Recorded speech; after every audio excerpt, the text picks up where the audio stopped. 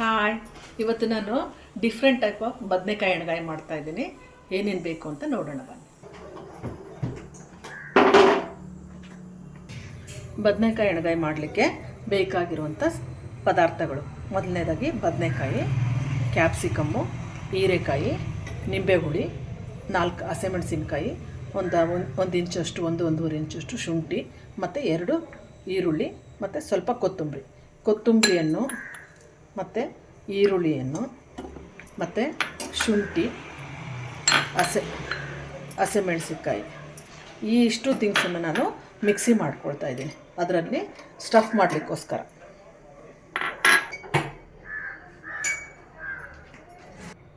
ಒಂದು ಸ್ಪೂನಷ್ಟು ಹುಚ್ಚೆಳ್ಳು ಪುಡಿನ ಮಿಕ್ಸ್ ಮಾಡಿಕೊಂಡು ನಾನು ಸ್ಟಫ್ ಮಾಡ್ಕೊಳ್ತೀನಿ. ಅರ್ಧ ಸ್ಪೂನಷ್ಟು ಉಪ್ಪನ್ನು ಹಾಕ್ಕೊಳ್ತಾ ರುಚಿಗೆ.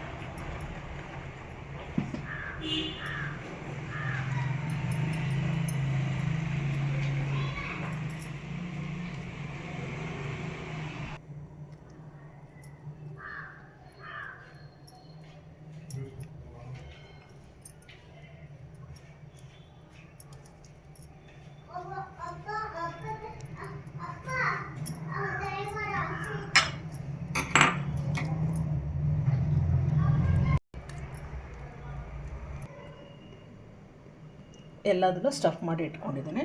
ಈಗ ನಾನು ಸ್ಟವ್ ಆನ್ ಮಾಡಿಬಿಟ್ಟು ಒಂದು 60 ml ಅಷ್ಟು ಆಯಿಲನ್ನು ಹಾಕ್ಕೊಳ್ತಾ ಇದ್ದೀನಿ, ಕಡಲೆಕಾಯಿ ಎಣ್ಣೆ.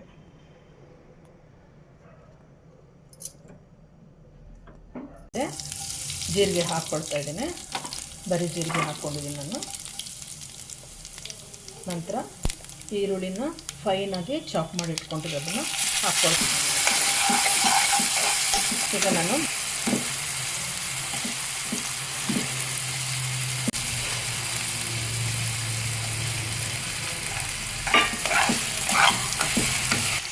ಈರುಳ್ಳಿ ಸ್ವಲ್ಪ ಜಾಸ್ತಿ ಫ್ರೈ ಮಾಡೋ ಅವಶ್ಯಕತೆ ಇಲ್ಲ, ಯಾಕಂದರೆ ಬದನೆಕಾಯಿ ಜೊತೆ ಈರುಳ್ಳಿ ಬೇಯುತ್ತೆ. ಆದ್ದರಿಂದ ನಾನು ಸ್ಟಫ್ ಮಾಡಿದ ತರಕಾರಿ ಅಂದರೆ ಬದನೆಕಾಯಿ ಮತ್ತು ಹೀರೆಕಾಯಿನ ಹಾಕ್ಕೊಳ್ತಾ ಇದ್ದೀನಿ. ಅರಿಶಿನ ಪುಡಿಯನ್ನು ಹಾಕ್ಕೊಳ್ತಾ ಇದ್ದೀನಿ. 1/4 ಟೀ ಸ್ಪೂನಷ್ಟು ಅರಿಶಿನ ಹಾಕಿ ಇದನ್ನು ಡಕ್ಕನ್ ಮುಚ್ಚಿಬಿಟ್ಟು ಬೇಯಿಸಬೇಕು. ಈಗ ಸ್ವಲ್ಪ ಮಸಾಲೆ ಫ್ರೈ ಆಗಿದೆ. ನಾನು ಮಿಕ್ಕಿರ್ತಕ್ಕಂಥ ಈ ಮಸಾಲೆಯನ್ನು ಬಿಸಿನೀರಲ್ಲಿ ಕಲಿಸ್ಬಿಟ್ಟು ಹಾಕ್ಕೊಳ್ತಾ ಇದ್ದೀನಿ.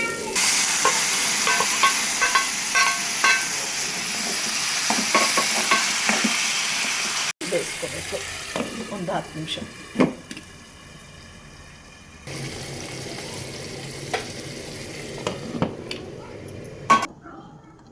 ಈಗ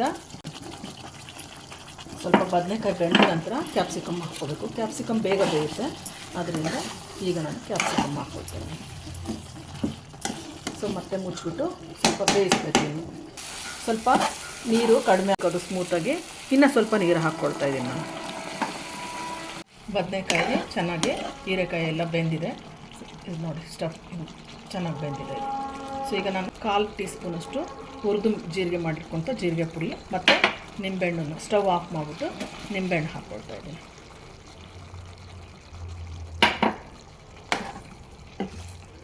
ಬದನೆಕಾಯಿ ಎಣ್ಗಾಯಿ ರೆಡಿ ಆಗಿದೆ. ಈಗ ನಾವು ಸರ್ವ್ ಮಾಡ್ಕೊಳ್ಳೋಣ.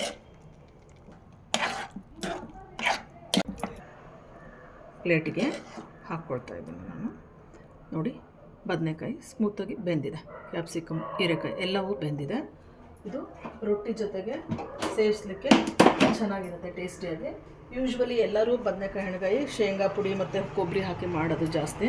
ಸೊ ನೀವು ಮನೇಲಿ ಇದೇ ಥರ ಒಂದು ಸಲ ಟ್ರೈ ಮಾಡಿ, ಟೇಸ್ಟ್ ಮಾಡಿ ನೋಡಿ, ಲೈಕ್ ಮಾಡಿ ಮತ್ತು ಶೇರ್ ಮಾಡಿ.